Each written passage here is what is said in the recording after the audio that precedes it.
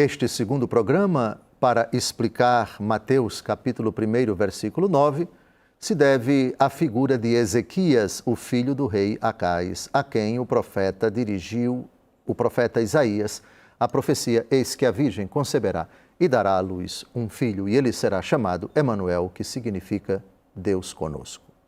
De novo, Mateus capítulo 1, versículo 9. Osias gerou Joatão, Joatão gerou Acais, Acais gerou Ezequias. Se Acais foi um rei tíbio, Ezequias, seu filho, foi um rei excelente.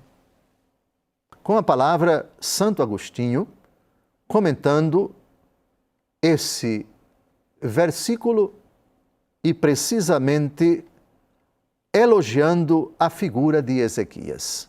Esse que é citado por último, a última palavra desse versículo, Mateus capítulo 1, versículo 9, com a palavra Santo Agostinho.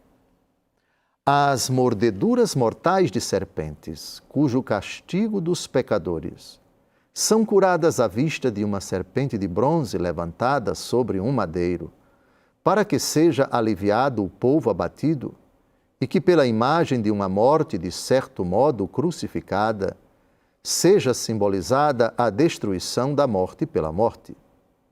Esta serpente foi conservada em memória do milagre, mas quando o povo transviado começou a adorá-la como a um ídolo, o rei Ezequias, com uma piedade digna mais que todas de memórias, pondo toda a sua religião e todo o seu poder ao serviço de Deus, fê-la em estilhaços.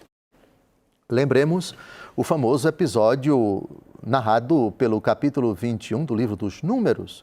O povo peregrinava no deserto e começou a murmurar contra Deus, reclamando do sofrimento, da falta de alimento, insatisfeito com o maná, etc.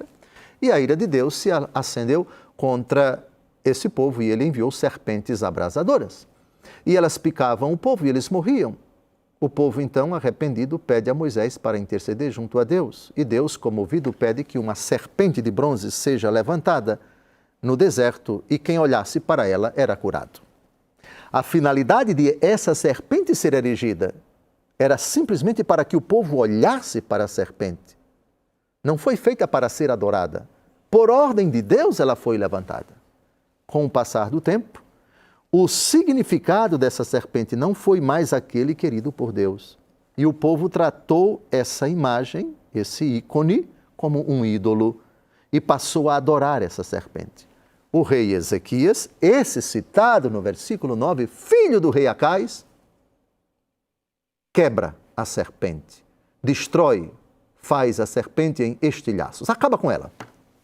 O que Deus mandou erigir, Ezequias manda destruir. Mas vejam, Deus manda erigir por um motivo, Ezequias destrói por outro motivo. A imagem deve ser erigida para ser venerada e não para ser adorada. Essa foi a intenção de Deus quando determinou lá no livro dos Números que a serpente de bronze fosse erigida. Mas no tempo de Ezequias, muitos séculos depois, essa serpente passou a ser tida como uma deusa, como um ídolo, portanto, objeto de idolatria. E aí, cheio de zelo por Deus, que não admite a idolatria, e quando ele determinou que a serpente fosse erigida, não foi para ser idolatrada, mas para ser simplesmente um sinal que remetesse a Deus. E com esse sinal o povo era curado. Ezequias, percebendo que esse não era mais o sentido original, mas que o povo estava adorando a imagem, a serpente de bronze, mandou destruí-la. Por isso, Ezequias é citado aqui nesse versículo por São Mateus.